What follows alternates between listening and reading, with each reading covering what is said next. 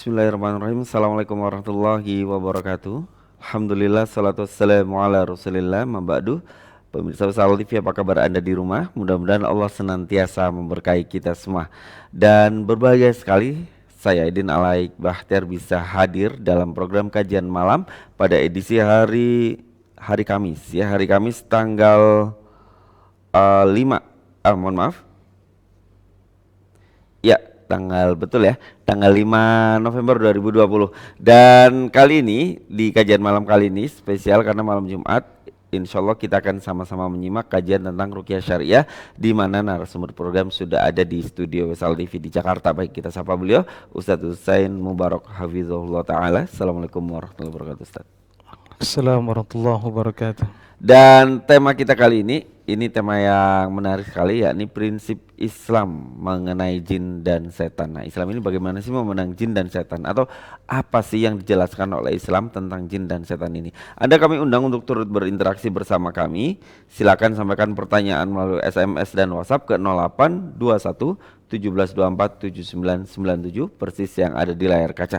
Dan pemirsa Besar TV, acara ini dipersembahkan secara istimewa oleh Herba Ruqyah, sebuah produsen herba yang menyediakan produk-produk berkualitas seperti cider aromaterapi yang ada di hadapan saya.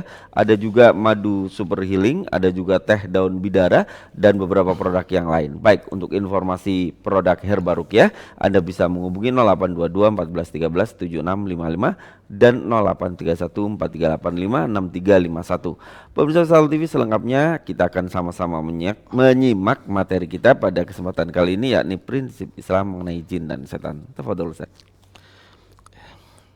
Bismillahirrahmanirrahim. Assalamualaikum warahmatullahi wabarakatuh. Waalaikumsalam.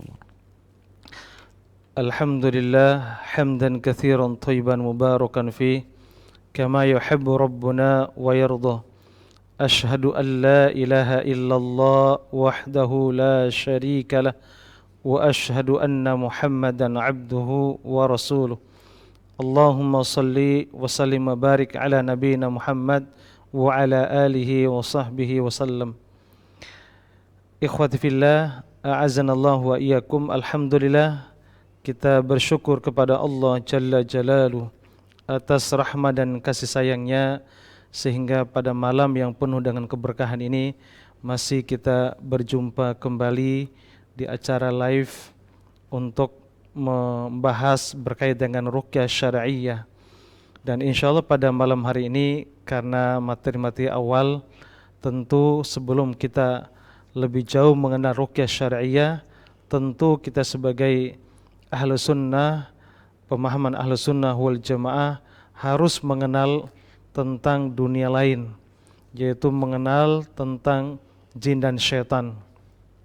Bagaimana pandangan ahlu sunnah atau pandangan Islam yang sesuai dengan sunnah Nabi Muhammad SAW tentang alam jin. Untuk apa kita membahas masalah ini? Agar kita tidak keliru dalam memahaminya. Karena berkaitan dengan jin dan syaitan ini adalah berkenaan dengan akidah. Karena pemahaman berkaitan dengan prinsip keyakinan Islam tentang hal itu. Makanya seringkali terjadi kekeliruan dalam memahaminya. Nah, sehingga kita tidak terjerumus dalam hal kesyirikan, apalagi menambah amalan-amalan yang tidak sejalan dengan sunnah. Agar terhindar dari situ, maka kita perlu membahas bagaimana prinsip ahli sunnah dalam mengenal dunia jin dan dunia syaitan. Pemirsa Wesal TV yang Allah muliakan, tentu sebagai referensi buku untuk kita bahas yang insya Allah ke depannya adalah buku yang kami tulis, yaitu Sembuh dengan Ruqyah. Insya Allah buku ini sangat terkait dengan pembahasan Ruqyah Syariah. Nah, jemaah sekalian yang Allah muliakan, tentu pembahasan berkait dengan hal ini kita membahas berkait dengan dalil-dalil yang syar'i, baik dari Al-Quran dan sunnah Nabi SAW yang sahih, dan cara memahaminya berdasarkan pemahaman para sahabat, berdasarkan pemahaman para ulama ahli sunnah wal jamaah, agar tidak terlalu jauh. Karena prinsip apapun selama kita tidak merujuk kepada pemahaman ulama salaf, walaupun ulama khalaf, tapi tentunya mereka merujuk kepada pemahaman ulama ahli sunnah wal jamaah agar tidak terlalu jauh menyimpang. Nah, ikhwati fillah, a'azzanallahu wa iyyakum, tentu ada beberapa poin-poin yang perlu kita pahami dalam mengenal alam jin tersebut sebelum kita membahas terkait dengan ruqyah syar'iyyah. Karena sekali lagi bahwa ruqyah syar'iyyah itu sangat terkait erat dengan dunia jin, dunia syaitan. Karena jin itu masuk ke tubuh kita, berarti jin yang masuk itu dinamakan syaitan. Nah, bagaimana sih sepak terjang syaitan itu sendiri? Nah, sekarang kita mengawali dulu tentang pembahasan biodata jin. Nah, gitu. biodata jin. Nah, sama halnya kita memperkenalkan siapa sih jin itu, di mana tinggalnya, dan seperti apa mereka, agar kita tidak takut menghadapi mereka. Kalau mereka yang paham tentang dunia jin, dunia lain, insya Allah tidak akan pernah takut dengan mereka. Makanya banyak umat Islam yang lemah akidahnya karena mereka, yang lemah akidahnya sehingga mereka takut dengan jin gara-gara adalah kurang paham tentang dunia jin. Nah, mari kita ikuti pembahasan ini agar kita memahami secara benar. Ya, jemaah sekalian muliakan. Yang pertama, prinsip ahlu sunnah tentang dunia jin, yaitu kita harus beriman kepada hal yang gaib. Salah satu akidah ahlu sunnah adalah beriman kepada yang gaib. Nah, yang gaib itu apa? Ini dijelaskan oleh para ulama, di antaranya salah seorang ulama sahabat yang mulia Ibnu Mas'ud radhiyallahu an, beliau mengatakan yang gaib itu adalah sesuatu yang tidak terlihat oleh panca indera kita, yang hal itu diberitahukan oleh Allah Subhanahu wa taala dan Rasulnya kepada kita, sesuatu yang tidak terlihat, itu namanya gaib. Makanya prinsip ahlu sunnah diambil dari ayat, yaitu surat Al-Baqarah yang 3, yaitu alladzina yu'minuna bil ghaib, yaitu mereka yang beriman kepada yang gaib. Yang gaib itu disebutkan Ibnu Mas'ud tadi, bahwa sesuatu yang tidak terlihat oleh kita, dan hal-hal yang diceritakan oleh atau diberitahukan oleh Allah dan Rasulnya kepada kita, itu yang gaib. Nah, kemudian dan mendirikan sholat dan menafkahkan sebagian rezeki yang kami anugerahkan kepada mereka. Nah, jemaah sekalian, ayat tadi salah satu ciri orang beriman itu adalah alladzina yu'minuna bil ghaib, orang yang beriman kepada yang gaib. Nah, yang gaib itu diantaranya adalah, dijelaskan para ulama, diantara setan, diantaranya jin. Nah, surga dan neraka juga gaib, yang tidak terlihat oleh kita. Nah, yang gaib itu bukan berarti enggak ada. Ada, ini keyakinan ahlu sunnah. Di antaranya adalah jin. Jin itu adalah terkadang memang enggak kelihatan, tapi adalah ada. Ini adalah prinsip yang pertama yang harus kita pahami. Maka itulah yang disebutkan oleh Allah SWT, adanya salah satu yang gaib adalah jin. Maka Allah sebutkan surat Al-An'am ayat yang ke-130, Allah Subhanahu wa taala mengatakan, ya ma'asyarul jin wal ins. Nah, itu sudah jelas, bahai para bangsa jin, ya ma'asyarul jin, wahai para bangsa jin dan manusia. Nah, ini jelas menunjukkan Allah menyebutkan dalam Al-Quran berkaitan dengan nama jin. Berarti jin ini ada. Dan ketahuilah bahwa orang yang mengingkari adanya jin adalah bisa kufur. Bisa kufur, karena banyak pengalaman saya di lapangan, beberapa oknum tertentu karena terlalu apatis terhadap syariat, dia tidak meyakini adanya jin. Nah, ini berbahaya. Nah, itu terlalu berlebihan. Nah, makanya sekalipun kita tidak boleh percaya kepada hal mistis, tentu tidak boleh kita meniadakan tentang alam jin. Nah, ini nggak boleh, karena ini prinsip akidah ahlu sunnah bahwa jin itu ada. Adalah kita percaya kepada jin itu ada. Ini jelas dia adalah makhluk Allah Subhanahu wa taala. Sebagaimana Allah sebutkan juga surah Adz-Dzariyat, "Wa ma khalaqtul jinna wal insa illa liya'budun." Tidaklah aku ciptakan jin dan manusia kecuali untuk ibadah. Berarti Allah sebutkan tanda adanya jin. Ini prinsip Islam mengenal dunia jin, bahwa yang pertama adalah jin itu memang ada. Juga disebutkan dalam Quran surat yang lain dan juga dalam hadis yang sahih. Ini terlalu banyak riwayat yang menyebutkan dalam hal ini dalam buku ini. Nah, ini prinsip yang pertama yang perlu kita pahami agar kita tidak keliru dalam memahaminya. Nah, poin yang selanjutnya adalah Islam menjadikan Al-Quran dan Sunnah sebagai rujukan mengenai alam gaib.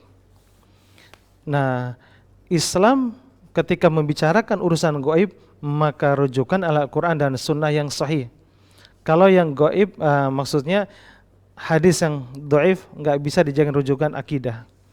Nah, kan ini perkara gaib, maka harus dan wajib merujuk kepada Al-Quran dan Sunnah yang sahih sesuai dengan pemahaman salafus saleh.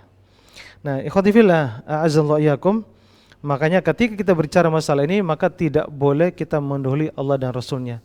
Maka Allah sebutkan dalam surat Al-Hujurat ayat ke-1, "Ya ayyuhalladzina amanu la tuqaddimu baina yadayillahi wa rasulih wattaqullaha innallaha sami'un alim." Perhatikan ayatnya, wahai orang-orang yang beriman. Ibnu Mas'ud mengatakan, kalau ada ayat yang berbunyi panggilan wahai orang-orang yang beriman, maka cepat Anda mendengarkannya. Boleh jadi ayat itu mengandung satu, mengandung perintah, dua, mengandung larangan ketika ada kata-kata amanu, panggilan kepada orang yang beriman. Nah, di dalam ayat ini ada sebuah larangan. Apa larangannya? La tuqaddimu, jangan sekali-kali kalian mendahului Allah dan Rasulnya. Nah, ini larangan keras. Apalagi urusan gaib, makanya harus kita kedepankan dalil. Kalau tidak ada dalilnya, nggak perlu kita terlalu prinsip untuk meyakini. Makanya ikhwati fillah, pentingnya kita belajar masalah ini agar nanti ketika kita belajar ruqyah syar'iyyah agar tidak menyimpang. Nah, karena kita terlalu berlebihan tadi. Nah, karena ada beberapa oknum seseorang yang terlalu berlebihan tadi sehingga hal-hal yang gaib ini jadi serem. Ya, ini masyarakat terlalu takut dengan hal tersebut, dengan akhirnya akidahnya menyimpang. Nah, ini jemaah semuliakan, itu prinsip yang kedua.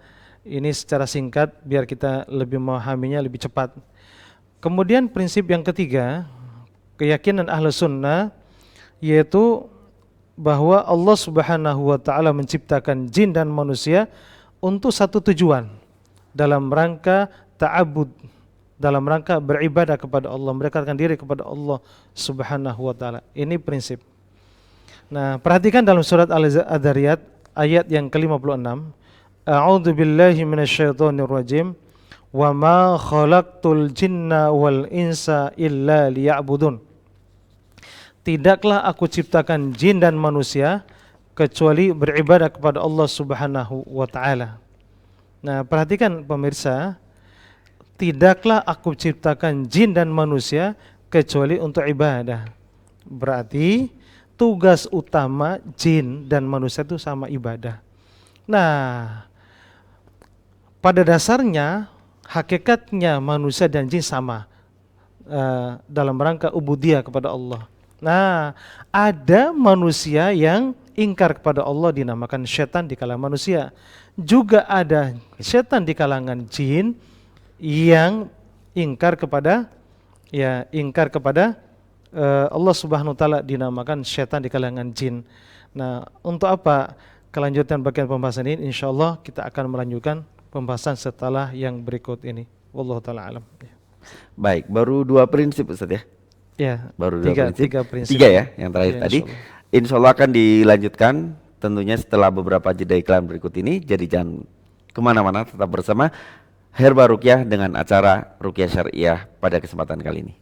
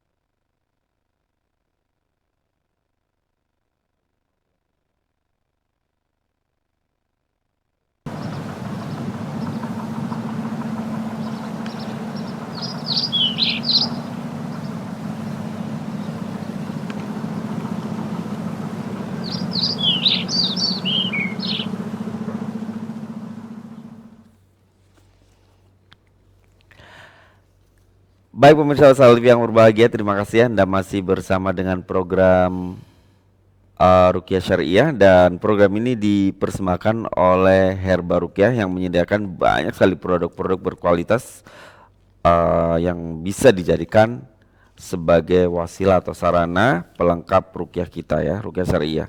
Ada kapsul Bidara Plus pemirsa, ini adalah terbuat dari tentunya daun bidara, dia juga pegagan dan ditambah dengan ekstra kurma.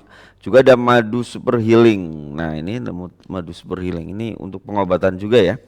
Juga ada teh daun bidara khas Herba Rukyah. Semua produk ini Anda bisa dapatkan dengan menghubungi nomor 0822 14 13 7655 dan 0831 4385 6351.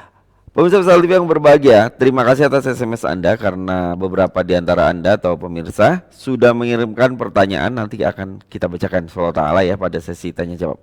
Baik, kita sudah ada di prinsip ketiga Ustadz ya. Tadi prinsip pertama bagi Anda yang baru bergabung, pertama mengimani hal gaib sesuai dengan tuntunan syariat kita. Kedua, bahwasanya Islam menjadikan Al-Quran dan Sunnah sebagai rujukan termasuk dalam hal ini, dalam hal dunia lain katakanlah. Dan juga yang ketiga ini, Allah menciptakan kita semua manusia dan jin untuk beribadah. Dan bagaimana prinsip selanjutnya, sama-sama kita simak penjelasan Ustadz. Silakan Ustadz. Ya, alhamdulillah salatu wassalamu ala Rasulillah. Kemudian kita lanjutkan pembahasan tadi karena sangat penting kita memahami kaidah-kaidah Ahlus Sunnah terkait dengan prinsip mengenai jin dan syaitan ini. Nah, perlu diketahui bahwa prinsip dasarnya jin dan manusia itu sama, yaitu ubudiyah kepada Allah Subhanahu wa taala. Nah, kalau kita sudah memahami bahwa jin itu diciptakan oleh Allah untuk ibadah, nah berarti jin itu adalah hamba Allah yang berhak untuk bisa beribadah. Berarti bisa kita dakwahin kepada Islam, kita dakwahin kepada sunnah, dakwahin kepada manhaj yang benar, karena jin juga ingin selamat dunia dan akhirat. Nah, jadi kalau ada jin yang pembangkang, berarti dinamakan setan. Juga sama dengan manusia yang pembangkang, maka jangan disebutkan dengan setan. Berarti setan itu adalah sifat yang dinisbatkan kepada jin dan manusia. Karena hakikat mereka untuk ibadah. Tapi kalau ada jin yang tidak mau ibadah, berarti dinamakan setan. Nah, itulah jin-jin yang suka masuk ke tubuh kita lewat aliran darah. Ketika masuk aliran darah kita, nah disitulah yang membuat kita sakit. Nah, membuat kita sakit, walaupun memang tidak selalu kita sakit itu karena gangguan jin. Namun memang terbanyak yang kena gangguan itu adalah karena ain. Ain juga harus diselesaikan dengan ruqyah syar'iyyah. Nah, jemaah sekalian, nah itu tadi bahwa jin itu seharusnya kan ibadah. Kok bisa dia menjadi setan? Ya bisa, karena dia juga ada jin yang tersesat. Ada jin yang tersesat dari akidah Ahlus Sunnah wal Jamaah. Ada jin yang jadi tukang jagal, ada jin juga yang suka iseng godain manusia. Nah, jin-jin yang iseng inilah yang terkadang dinamakan syaitan, yang keluar dari prinsip dasar. Nah, makanya ikhwati fillah, sekalipun jin itu hafal Quran, sekalipun jin itu hafal hadis, ketika dia masuk ke badan kita, maka dinamakan syaitan. Perhatikan teksnya, inna syaitan yajri min ibnu Adam majrodam. Sesungguhnya syaitan itu masuk ke tubuh manusia lewat aliran darah. Makanya sangat terkait dengan ruqyah itu, ketika jin itu masuk ke tubuh kita, untuk bisa cepat keluar adalah dengan ruqyah syariah, dan juga sangat membantu sekali minuman-minuman yang memang dibantu dengan ruqyah, entah teh bidara atau madu atau apa, itu sangat membantu, karena hadis tadi menunjukkan bahwa jin itu masuk aliran darah. Untuk memperlancar aliran darah dihuni oleh syaitan tadi, maka butuh ada nutrisi ruqyah, baik lewat air putih ataupun herbal, itu sangat membantu sekali. Nah, ikhwati fillah, a'azzallahu iyyakum, itu prinsip yang ketiga, yaitu tentang sama-sama ibadah kepada Allah Subhanahu wa taala. Nah, kemudian jemaah sekalian, yang selanjutnya bahwa jin juga makan dan minum. Sama dengan manusia, dia bisa makan dan bisa minum. Sebagaimana disebutkan oleh Nabi sallallahu alaihi wasallam dalam Sahih Muslim, an Ibnu Umar radhiyallahu an qala Rasulullah sallallahu alaihi wasallam, idza akala ahadukum falyakul biyaminihi falyashrab biyaminihi fa inna syaitan ya'kulu bishimalihi wa yashrabu bishimalihi. Perhatikan dalam hadis sahih dari Abdullah bin Umar radhiyallahu an, bahwa Nabi sallallahu alaihi wasallam bersabda, apabila salah seorang di antara kalian makan, atau secara gabung bahasanya makan dan minum, fal yashrab atau fal yakul biyaminih, makan dengan tangan kanan, minum juga tangan kanan, dua-duanya harus tangan kanan. Hikmahnya apa? Nah, lanjutan hadis tadi, fa inna syaitan, karena syaitan itu yakulu bishimali, syaitan itu makan dengan tangan kiri dan juga minum pakai tangan kiri. Berarti kalau ada seseorang yang makan pakai tangan kiri, minum tangan kiri berarti dia mengikuti manhajnya setan. Nah, hadis ini menunjukkan bahwa setan itu bisa makan dan juga minum. Ini sekian ahlu sunnah. Nah, yang kedua bahwa hadis ini menunjukkan bahwa khasnya setan itu adalah kanan kiri. Makanya ikhwati fillah, sangat mudah setan itu masuk. Pernah ada kisah, ada seorang ustadz yang sedang kajian, qadarullah ustadz ini lupa karena selek, minum dikasih sebelah kiri. Akhirnya dia minum tanpa baca bismillah, tangan kiri, akhirnya kesurupan. Nah, setan itu mudah masuk ketika makan, lupa baca bismillah. Hadis tadi kan baca bismillah, pakai tangan kiri pula. Nah, akhirnya jinnya mudah masuk. Sekalipun kita sudah baca Al-Quran, sekalipun kita sudah sholat, tapi karena pintu masuk setan dibuka dengan prinsip tadi bahwa tangan kiri dimakan, nah itu bisa masuk. Makanya ikhwati fillah, makanlah dengan tangan kanan, minumlah dengan tangan kanan, selisihlah dengan setan, insya Allah kita akan selamat. Nah, ini prinsip yang keempat. Kemudian yang selanjutnya adalah jenis jin, statusnya. Ada yang laki-laki dan ada yang perempuan. Sama dengan manusia, ada yang laki dan perempuan. Sebagaimana disebutkan dalam hadis Sahih Bukhari dan Muslim, ketika Nabi SAW masuk WC, beliau baca doa, Allahumma inni a'udzubika minal khubuthi wal khaba'ith. Ya Allah, aku berlindung kepadamu dari godaan syaitan laki-laki dan syaitan perempuan. Lihat teks riwayatnya. Nabi menyebutkan, aku berlindung kepadamu, ya Allah, dari godaan syaitan laki-laki dan syaitan perempuan. Syekh Abdullah Al-Bassam rahimallahu ta'ala menyebutkan dalam kitab Tadul Ahkam Syarah Bulughul Maram tentang teks hadis ini, beliau mengatakan hadis ini menunjukkan bahwa Allah menciptakan syaitan itu dari jenis laki-laki dan perempuan. Laki-laki perempuan, ini keyakinan kita, berarti mereka ada yang laki dan perempuan. Makanya wajar, ada tadi pagi juga kita ruqyah seseorang, ada jin yang tiba-tiba jin itu godain saya, usianya 17 tahun. Ih Pak Ustadz gitu, godain saya dong. Nah itu jin gadis, jin cewek. Nah Masya Allah, itu centil dia, pengen digoda oleh ini. Saya bilang, ya udah ini sama si dia itu, mau nggak sama dia? Enggak, dia jelek gitu. Masya Allah, ini jinnya centil, jin cewek. Qadarullah setelah masuk Islam, dia baru nggak centil lagi dia. Setelah saya ajarkan Islam, alhamdulillah dia mau. Qadarullah langsung pergi dia, Masya Allah. Karena orang itu, maksud saya jin itu bisa masuk dan juga terkadang godain ini dan itu karena dia memang belum mengikuti Islam. Setelah mengikuti Islam, biasanya dia sudah menyadari kekurangannya. Nah, kemudian jemaah sekalian, ada nggak jin LGBT? Nah, ini barangkali kita akan bahas khusus nanti insya Allah bagaimana cara menangani atau meruqyah orang yang kena LGBT. Ya, LGBT nanti akan bahas khusus tentang LGBT ini. Bagaimana kegiatan ini, pembahasan ini, pembahasan masalah dunia jin, mungkin pembahasan pekan depan akan kita bahas tentang teknik-teknik ruqyah.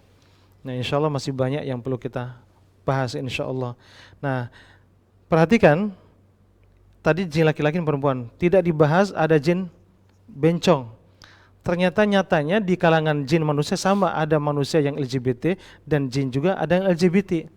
Makanya hampir setiap hari saya tangani nih LGBT ini. Sampai bilang ketemu saya, "Pak Ustadz," nah gitu. Ternyata jin-jinnya tinggal di mana? Tinggal di sini.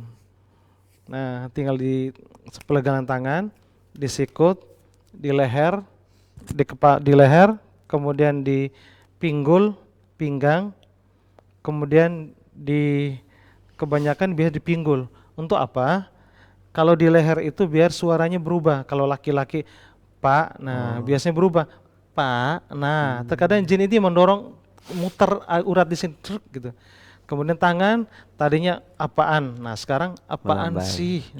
Nah, dia menarik nih. Ini saya nanya, ngapain kamu tinggal di sini? Biar tangannya melambai, melambai begini. Nah, itu jin semua. Nah, kemudian ada juga yang tinggal di pinggul. Untuk apa? Nah, begini jalannya.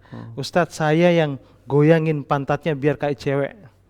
Masya Allah, sampai setingkat itu. Maka ikhwati fillah, waspada seseorang yang LGBT. Nah, ini kasusnya banyak. Sampai kemarin juga nanganin anak-anak itu yang korban. Beberapa sekalipun dia sudah ngaji sunnah, terkadang mudah terpancing dan tergoda dengan jin LGBT ini.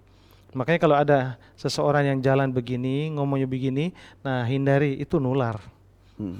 Dia nular, bahaya. Ketika antum cipika-cipiki dengan dia, nular. Ada ibu-ibu yang terkadang suka sama cowok, cewek, juga bisa menular. Maka ibu-ibu semuanya yang andaikan ketemu sama ibu-ibu yang LGBT, ya sekilas saja baik sama dia, tapi jangan terlalu dekat, atau nular dia. Nah, karena dia lebih nafsunya dikedepankan ketimbang kaitan dengan masalah prinsip Islam. Nah, ini kaitan dengan bahwa jin itu ada yang perempuan, ada yang laki. Nah, sekalipun memang tidak disebutkan ada juga jin bencong atau jin waria. Nah, keyakinan Ahlus Sunnah adalah ala laki-laki dan perempuan. Kemudian Ibnu Athir rahimahullah ta'ala menjelaskan al-khubuthi bentuk plural dari al-khabith, sedangkan al-khabith bentuk plural dari khabithah, yaitu setan laki-laki dan setan perempuan. Itu disebutkan oleh Ibnu Athir rahimahullah ta'ala. Nah, kemudian selanjutnya perlu diketahui jemaah sekalian, barangkali ini pembahasan yang terakhir pada kesempatan ini. Nah, ikhwati fillah azanallahu yakum, bahwa di antara prinsip Ahlus Sunnah atau prinsip Islam tentang jin itu memiliki keturunan. Dia menikah antara laki dengan perempuan dan memiliki keturunan, walaupun caranya itu berbeda-beda dengan yang Islam. Kalau jin Islam pasti menikah dengan secara syariat. Namun jin yang non-muslim ya sesuai dengan kadar agama mereka, sesuai dengan kondisi adat istiadat mereka. Nah, dari pernikahan itu ada yang satu istri, ada yang 2 istri, ada yang poligami 4 istri. Bahkan pernah saya dialog dengan jin, raja jin itu, dia menikah dengan 120 istri. 120 istri, dia punya istri, hanya dia dendam sama saya karena saya sering membunuh di kalangan jin. Ya, setahu saya nggak pernah niat untuk membunuh jin, tapi mereka yang ngeyel, yang setelah diingatkan dengan kalimat Allah, setelah diingatkan untuk keluar, tapi justru dia lebih ngeyel untuk tinggal di badan, ya kita berdoa kepada Allah agar dikeluarkan dari tubuh seseorang tersebut, tapi nyatanya mereka enggak mau. Ya kita bacakan ayat-ayat Allah, berdoa, ya qadarullah, mungkin ada yang meninggal, ada yang mungkin pergi menjauh, yaitu makanya ketika ruqyah itu bisa jin yang meninggal, bisa juga ya jin yang pergi dari kehidupan seseorang tersebut. Nah, jemaah sekalian muliakan, ya barangkali itu yang perlu kita sampaikan pada kesempatan ini, pada pertemuan kali ini, berkaitan dengan bahwa jin itu memiliki keturunan. Makanya ketika ada di badan orang bisa ribuan jin, bisa ratusan jin, bisa ribuan jin. Makanya perlu intens ruqyah mandiri agar kita keluar jinnya. Maka perlu dibantu dengan beberapa herbal-herbal terus. Insyaallah sangat membantu. Barangkali itu saja. Insyaallah nanti kita akan kembangkan lewat tanya jawab setelah yang berikut ini. Wallahu taala alam. Baik ya pemirsa Salif yang berbahagia, untuk mendapatkan herbal-herbal pelengkap ruqyah syariah, karena memang jin masuk melalui pembuluh darah, jadi memang harus ada media yang ke sana. Anda bisa mendapatkan herbal-herbal pelengkap ruqyah, produksi dari Herba Ruqyah. Di antaranya ada teh daun bidara, ada juga madu super healing, dan juga madu umi, ada cider aromaterapi dan lain-lain. Anda bisa konsultasikan ke nomor 0822 14 13 7655 dan 0831 4385 6351 untuk mendapatkan produk herba yang mana yang tepat untuk Anda. Baik, jangan kemana-mana, insya Allah kami akan segera kembali tentunya setelah jeda iklan berikut ini.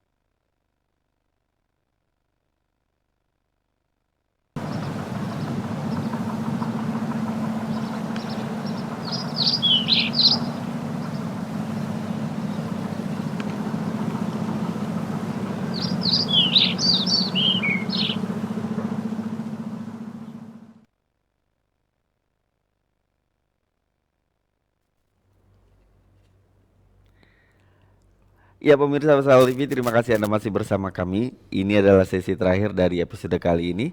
Dan tadi Ustadz menyampaikan di sesi terakhir ini kita insya Allah akan tanya jawab ya pemirsa ya. Jadi bagi Anda pemirsa yang belum mengirimkan pertanyaan berupa pesan singkat silahkan atau WhatsApp ya, pesan singkat atau WhatsApp ke 0821 1724 7997.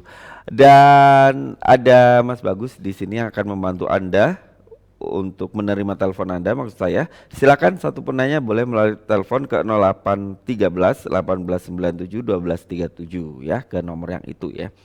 Nomor teleponnya dibedain.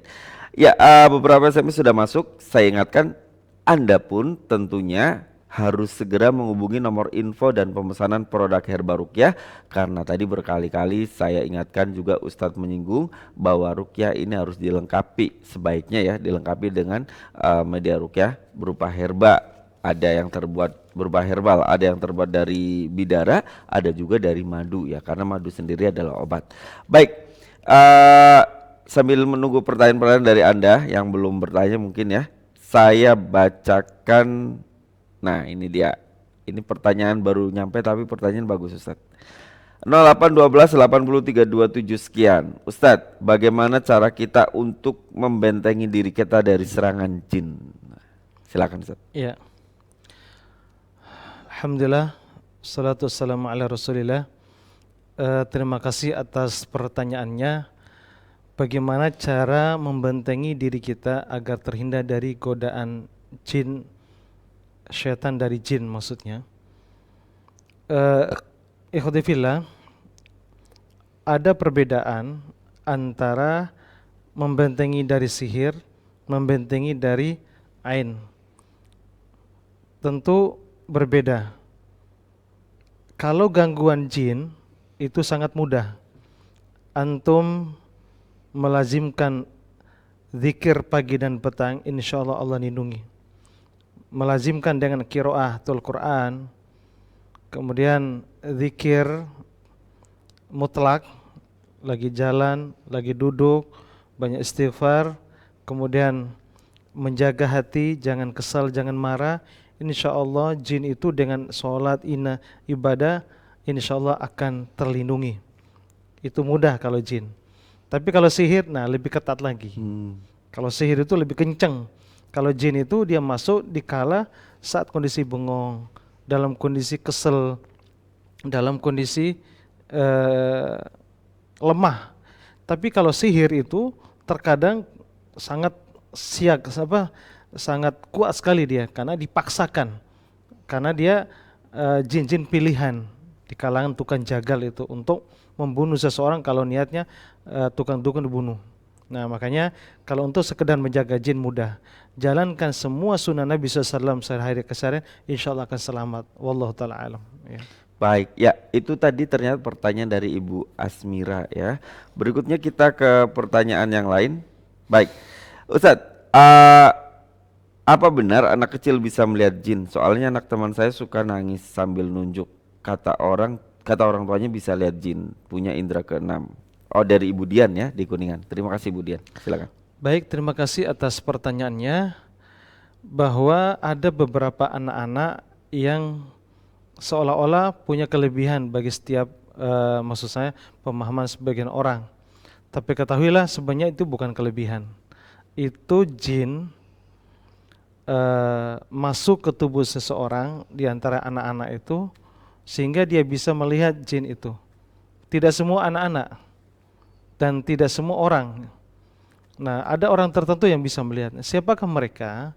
Bukan kelebihan, saya garis bawahi, bukan kelebihan. Tapi itu karena jin itu masuk ke tubuh dia lewat aliran darah, bisa tinggal di pundak dan bisa lewat pelopak mata sehingga dia bisa melihat.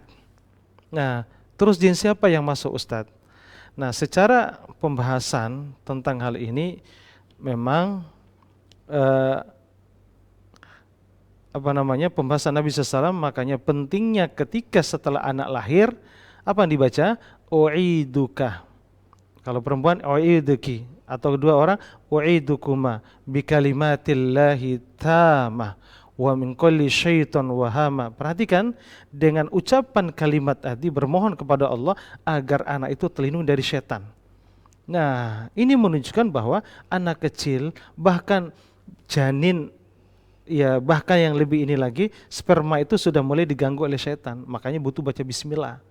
Baca bismillah ketika proses peletakan batu pertama dengan istri kita. Itu mulai itu udah diganggu, makanya susah punya anak. Spermanya dimakan sama jin, kemudian atau terhalang di sini, makanya susah punya anak. Nah, kemudian jin yang ini juga tadi bahwa bisa masuk itu karena jin khodam, jin keturunan. Biasanya kakeknya pernah bersekutu dengan dukun, maka dia masuk dari orang tuanya. Biasanya dari orang tua turun ke anak cucu, maka dia bisa melihat. Sebaiknya ini harus diruqyah orang tuanya. Wallahu taala alam. Ya. Baik. Ya, berikutnya Ustadz, kata penanya 0853729969 ya. Ustadz, apakah manusia bisa merasakan kehadiran jin?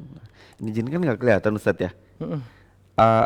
Bisa tidak sih kita merasakan yang nggak terlihat ini ada gitu? Baik. Jawabannya sebagian orang bisa, tapi tidak semua orang. Kenapa ada yang bisa? Hanya orang-orang tertentu saja yang bisa merasakan hal itu. Nah, ikhwati fillah, a'azzallahu iyyakum. Kalau Nabi SAW beberapa kali beliau bisa melihat, karena ini adalah mukjizat. Maka Allah sebutkan dalam surat Al-Jin bahwa yang mengetahui yang gaib itu Allah. Illa manir todo, kecuali yang diridhoi oleh Allah. Siapa yang diridhoi? Min rasulin, dari rasul. Berarti rasul ini khusus bisa melihat itu karena mukjizat dari Allah Ta'ala. Selain itu adalah nggak bisa, nggak ada dalil menunjukkan bahwa sebagian selain Nabi Muhammad SAW bisa melihat. Kalaupun ada sahabat, dalam riwayat dalam beberapa kitab para ulama, diantaranya Syarah Kitabut Tauhid Syekh Muhammad SAW menjelaskan dalam kitab itu ada berapa memang sahabat itu yang punya jin. Tapi adalah nggak bisa kita jadikan referensi. Hal itu berbahaya, nanti sangat mudah tersesat. Makanya jangan memelihara jin. Ya, memelihara kucing aja boleh, atau memelihara orang lah gitu, jangan jin. Nah, ikhwati fillah, a'azanallahu wa iyyakum. Orang yang bisa merasakan itu perlu diketahui adalah orang-orang yang di badannya ada jin. Makanya ada beberapa kondisi. Kalau dia bisa mendeteksi di badan ini, di ruangan ini, oh rasanya enak, ruangan ini nggak enak, nah berarti di badan ada jin. Atau mendatangi satu tempat, kejadian tertentu, kayaknya saya pernah tahu deh, ini kejadian di mana. Nah itu menunjukkan dia punya khodam, bahwa khodam itu dapat dari keturunan. Nah itu biasa merasakan, nah istilahnya dejavu. Nah, orang yang merasakan seperti itu adalah karena di badannya ada jin, ada magnet dari jin, di badannya ada jin sehingga saling kontak. Tapi dari orang tertentu nggak bisa. Orang-orang yang memang normal, yang memang mungkin ada jinnya tapi tipis, dia nggak bisa merasakan itu. Nah, sekali lagi bahwa yang merasakan itu karena gangguan jin. Apalagi seorang kiai, seorang ustadz bisa menangkap jin, masukkan ke botol. Nah, ini lebih jahat lagi. Apalagi pakai begini, tenaga dalam ditarik, buah. Nah, dia jin masuk ke badan itu pakai seolah tenaga dalam. Sebenarnya itu adalah jin.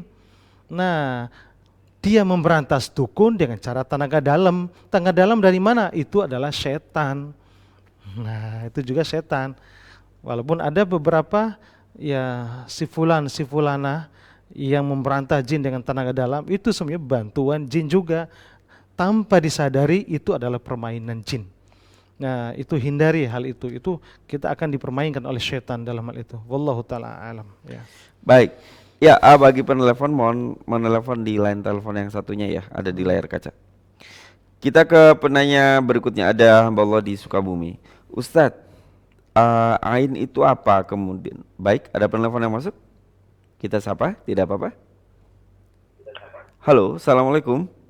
Waalaikumsalam. Iya, dengan ibu Iya. siapa, di mana ibu? Boleh sedikit lebih keras Ibu suaranya? Iya, ini dari Ibu Eliza. Ibu Eliza, baik. Silakan. Di Lampung ya Pak Di ya. Lampung. Ya, baik. Silakan pertanyaan Ibu. Iya. Gini Pak, yang aku rasakan sekarang di dalam badan saya ya, tubuh saya ini ya. Ini terasa goyang-goyang gitu Pak ya. Kalau kita berjalan itu merasa goyang gitu. Nggak mantap kalau berjalan itu, kayak pening-pening gitu Pak. Tapi bukan pening bukan ini ya Pak ya. Tadi badan itu goyang kayak gini, tapi yang saya rasakan, tapi menurutnya nggak goyang gitu, kita cuma dirasakan gitu Pak. Oh ya, baik. Terus saya udah berobat ke dokter ya Pak ya. Disuruh ini CT scan. Terus dicek lab, semuanya nggak ada apa-apa Pak. Baik. Tapi menurutnya dokter saya ini vertigo gitu Pak. Ya, baik. Apa itu ada pengaruh sihir, apa pengaruh jin gitu Pak? Baik. Sebelum Ibu menutup teleponnya, saya ingin bertanya dulu, Ibu sudah menikah belum? Sudah Pak. Baik, Ibu sering kesal sama suami enggak? Iya, ada lah Pak. Baik, terima kasih Bu. Baik, saya akan langsung. Cukup Ibu ya? Eliza. Baik, terima kasih Ibu Eliza ya. Ya. Ada lagi yang mau disampaikan Ibu? Ditutup lagi teleponnya, apa dibiarin Ditutup. Tutup Ibu aja, silakan Bu, ya. dapatkan jawabannya dari layar kaca Ibu ya, dari televisi Ibu. Terima kasih Ibu. Assalamualaikum warahmatullahi wabarakatuh. Boleh ditutup, Mas Bagus. Baik, itu tadi Ibu Eliza. Silakan Ustaz. Baik, terima kasih atas pertanyaannya. Yang pertama tadi bahwa Ibu tadi merasakan kayak vertigo, kesempoyongan, padahal penyakit dicek ke dokter nggak ada. Nah, biasanya itu ada dua faktor kemungkinan. Pertama, bisa pengaruh di lambung. Pengaruh di lambung, dialai kepala. Biasanya kalau lambung kena itu pasti ke kepala. Ini secara teori dunia medisnya. Ya, kalau lambung sama halnya dengan gangguan jin sama. Ketika jin itu kena di lambung, pasti berefek ke kepala. Secara medisnya begitu juga. Secara ilmu yang saya pelajari terkait dengan ruqyah, bahwa setiap sakit kepala itu pasti ada kaitan lambung. Nah, biasanya kalau sudah dicek ke dokter, ternyata tidak ada kaitan dengan gangguan medis, kemungkinan besar kalau enggak ain atau sihir. Nah, kalau enggak ain atau sihir atau gangguan jin. Nah, intinya berkaitan dengan dunia gaib. Nah, makanya bisa juga mungkin secara psikis, karena secara psikologis bahwa orang yang tekanan batin, sering kesel, dendam, kecewa dengan seseorang, ke suami, ke anak, ke mertua, atau ke mantu, seringkali asam lambung jadi naik, kemudian dada nyesek, pundaknya tegang, lehernya pun juga tegang, kepala biasanya sempoyongan.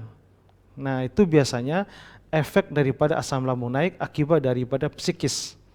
Nah, disitulah jinnya bermain. Nah, karena setan itu biasanya suka terhadap orang yang punya terlalu banyak pikiran. Nah, yang efektif untuk menyembuhkan Ibu tadi, kalaupun bertanya dulu tadi apakah ini sihir atau enggak, pertanyaan ini hanya bertanya sihir atau gangguan jin. Saya tidak menjawab sihir atau enggak, karena kita tidak bisa memastikan, hanya analisa. Yang paling efektif bagaimana caranya, solusinya. Nah, solusinya adalah tenangkan perasaan pikiran, maafkanlah orang yang pernah kita barangkali menilai bahwa nyakitin hati kita, maafkan mereka. Kedua, Ibu bacakan Al-Fatihah di air putih, atau mungkin herbal seperti ini sangat mempengaruhi. Minum, baca bismillah, niatkan untuk kesembuhan, kemudian baca Al-Falaq telapak tangan, tiup, usap di lambung. Setelah lambung itu bisa sendawa atau muntah atau oleh pipis, dan nanti di kepala. Nah, biasanya insya Allah sembuh. Udah ratusan ribu yang pernah kita tangani kasus seperti ini, alhamdulillah, qadarullah, Allah yang memberi kesembuhan baik lewat herbal maupun dengan dipadukan ruqyah syariah. Demikian, wallahu taala alam. Baik, ya. Tadi kita ke pertanyaan dari hamba Allah di Sukabumi ya. Ustadz, ain ini apa Ustadz? Kemudian tanda-tandanya bagaimana? Ya, terima kasih atas pertanyaannya. Ain itu dalam bahasa Arab pandangan mata, al-ain atau an-nadhrah, pandangan mata. Nah, kata Nabi SAW dalam riwayat Imam Bukhari, hadis ini hanya hasan. Derajatnya hasan dikatakan oleh Syekh Albani dalam kitab Sahih Adab Mufrad. Aktsaru may yamut min ummati ba'da qada'illah wa qadrihi bil ain. Terbanyak umatku meninggal setelah takdir Allah karena ain. Nah, ain itu adalah pandangan mata panas disebabkan karena dua hal. Satu, karena pujian kepada seseorang tanpa diawali dengan pujian kepada Allah. Contoh, anak kita lucu lagi main, ih anakku lucu. Nah, seharusnya kan Masya Allah anakku lucu, Masya Allah ponakanku ganteng, Masya Allah cantik. Nah, ketika kita mengucapkan Masya Allah, Allah lindungi anak itu dari ain, dari pujian-pujian seperti itu. Nah, makanya setiap mengagumkan terhadap sesuatu pada seseorang, maka ucapkan Masya Allah, Tabarakallah la quwwata illa billah, atau Tabarakar Rahman gitu. Kemudian kedua, karena hasad iri dan dengki itu bisa menimbulkan ain. Nah, ciri-cirinya apa? Sering pusing, susah dapat jodoh. Kalau rumah susah dijual, padahal bertahun-tahun dijual nggak laku-laku. Kemudian anak gadisnya juga nggak laku-laku, qadarullah bertahun-tahun, akhirnya ya tadi tidak sempat menikah, bisa juga ain. Atau kanker payudara, kanker kulit, atau kanker serviks, itu juga tanda-tanda ain. Juga biasanya berpindah-pindah, tegangnya di leher, kemudian di pundak atau sakit. Kemudian sering nyesek, susah tidur di malam hari, sering keluar keringat dingin. Nah, itu juga tanda-tanda ain. Nah, untuk solusinya adalah ruqyah syar'i. Yang lebih efektif adalah yang bersangkutan, andaikan orang yang punya ain itu ketahuan, setelah mujid tiba-tiba orang pingsan, suruh mandi, wudu, bekas mandian wudunya kita tampung, kemudian dimandikan kepada orang yang sakit tadi, insya Allah langsung segera sembuh. Wallahu ta'ala alam. Baik. Ya, satu pertanyaan menarik dan ini adalah pertanyaan terakhir dari Bengkulu Selatan.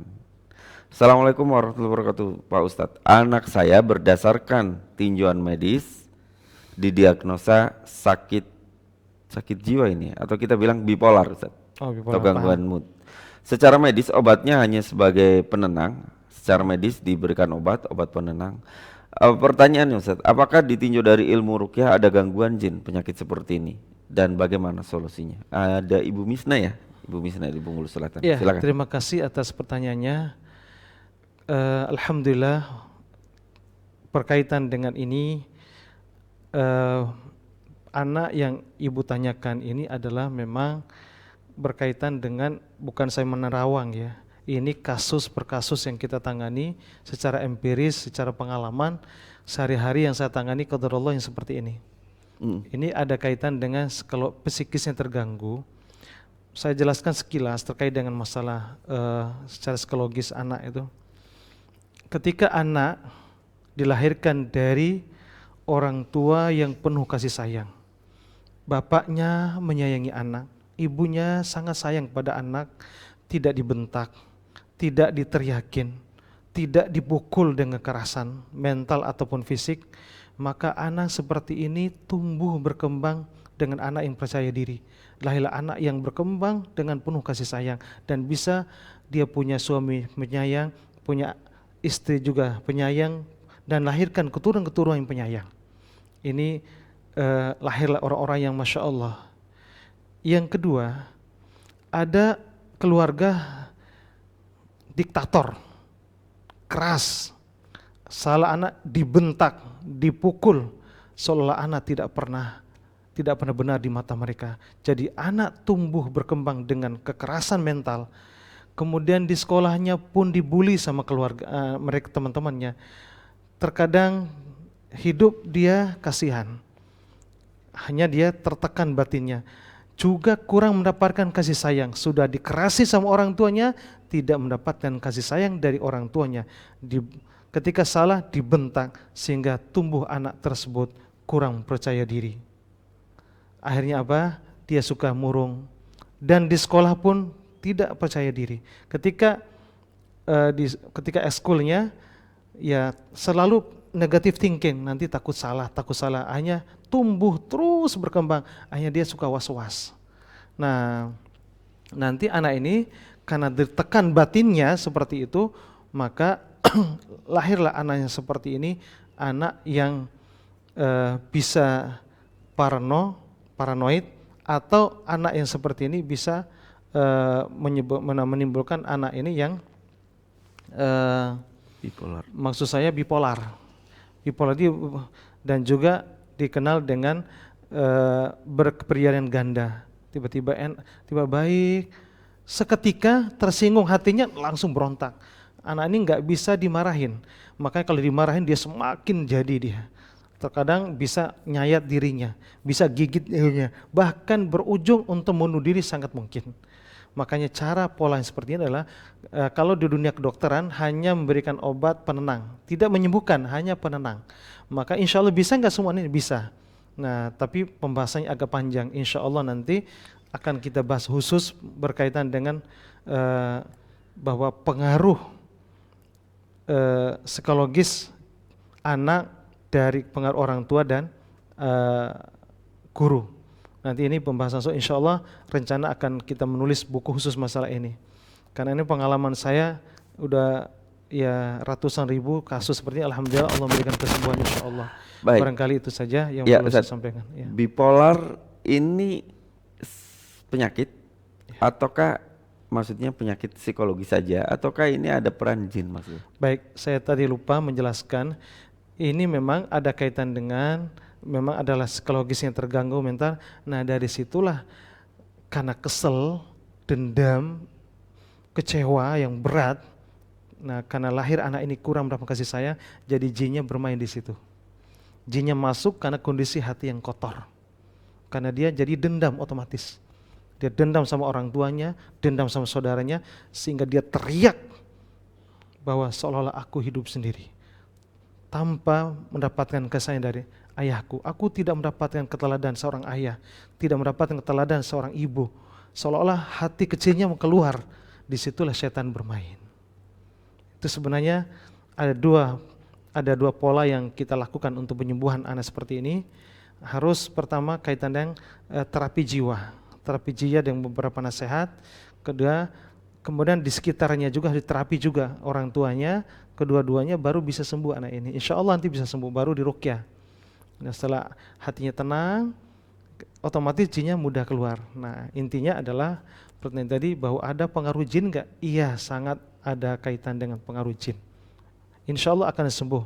Wallahu ta'ala alam. Baik, ya pemirsa Saltif yang berbahagia, sayang sekali ya waktu kita terbatas. Insya Allah Ustadz Husain Mubarak Hafizullah akan hadir kembali dengan kajian ruqyahnya. Insya Allah pada hari Kamis pekan depan, tentunya bersama Herba Ruqyah ya. Ya, ini adalah kesempatan terakhir bagi saya untuk mengingatkan Anda pemirsa, silakan dapatkan produk Herba berkualitas dengan menghubungi 0822 14 13 7655 dan 0831 4385 6351. Baik, saya Aidin Alaik Bahtiar, mohon maaf untuk segala kekurangan selama penyajian acara ini. Jazakumullah khairan katsir atas kebersamaan dan atensi dari Anda dimanapun Anda menyaksikan tayangan ini dan melalui media apapun Anda menyaksikan tayangan ini. Kita tutup dengan lafazkan doa penutup majelis. Subhanakallahumma bihamdika asyhadu an la ilaha illa anta astaghfiruka wa atubu ilaik. Assalamualaikum warahmatullahi wabarakatuh.